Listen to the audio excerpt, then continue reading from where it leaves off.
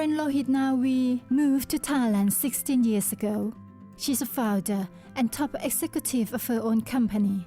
However, she doesn't have a job title like GM, MD, or CEO. Instead, she prefers to be called the Master Connector. So I called myself the Master Connector for two reasons. The first reason is I wanted to have a different type of title because I felt when I started the company that calling myself managing director or CEO, that was too pompous. You know, when you're a company of 3-4 people, calling yourself a CEO seems very, like you have the idea you're a much bigger company. And I also wanted to have a title that reflected who I was really.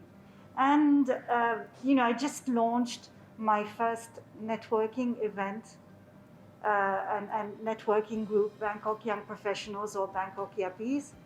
And so the conversation was that I was really a connector, that I was connecting people, and which is why I came to the idea of the Master Connector. And it's always served me really well because people keep asking me, what is a Master Connector? And I find it's a great elevator pitch. So all this has also gotten me to go much deeper into networking. So apart from Bangkok Young Professionals or Bangkok Yappies, I was also involved in Networking for Success, also a business golf network.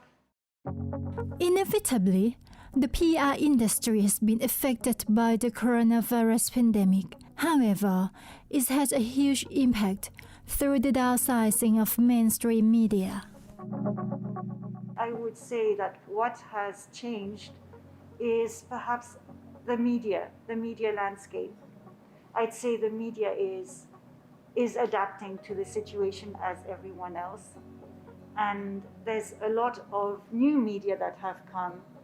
And also the more established media have downsized. And because of the downsizing, it also means that they probably have less people to come to events. So they have become more selective. And I believe that whereas before there wasn't too much paid media in our PR campaigns, now paid media is coming to be more prevalent. But it still doesn't mean that it's an easy job. It's not you just pay the media and then it gets done. But it's about creating an angle. It's about writing the story. It's about collaborating with the media to make it worthwhile. So I think these are the changes. And I think many changes are here to stay because many of our events can become hybrid. They can become more interesting. They can, instead of having, say, 200 people, they can be open to the whole world because people can join online. So I think, the world's our oyster, and what is not good on a health point of view can be a good thing in terms of business for all the PR companies or the event companies if they are able to adapt. In 2004, Karin was living in Luxembourg before deciding to come here. She was looking for a new challenge, and Thailand seemed a great choice for her because at that time she believed the future was in Asia. And the reason why I chose Thailand was because I believe that Thailand was a safe place for a woman, and also because women in Thailand are amazing. They're very strong. They have a leading role in business, and I wanted to be in a country where I would feel comfortable as a woman, and also I could take a place in business here. For most expats, especially the newcomers, it's not easy to understand the Thai concept of Graing Jai. It can cause frustration and misunderstanding. Likewise, Karin was struggling to comprehend this unique concept. But now, she perfectly understands what makes Thailand tick, as she's already become one. I wonder how she does it. I think it's it's the love of people, it's because I love Thais. I believe my best friends are Thais. And because of that, I was able to understand how they felt. The fact that they weren't always comfortable about talking about difficult topics. And so I made it easier for them.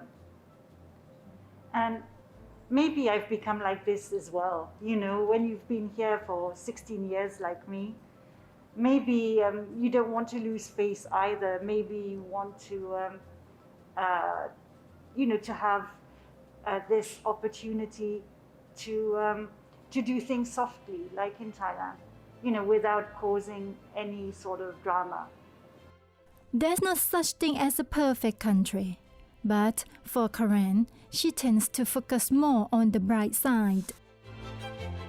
I remember when I used to walk my dog in Europe, I would smile at other people, and mostly they'd think I'm crazy. You smile at someone in the street, it's not supposed to be like that. And here you smile at someone, they smile back at you. So this is one of the things that I love about Thailand. It's the fact that people are so good-willed. And the relative safety. Here, as a woman, you can walk pretty much on your own, you feel safe.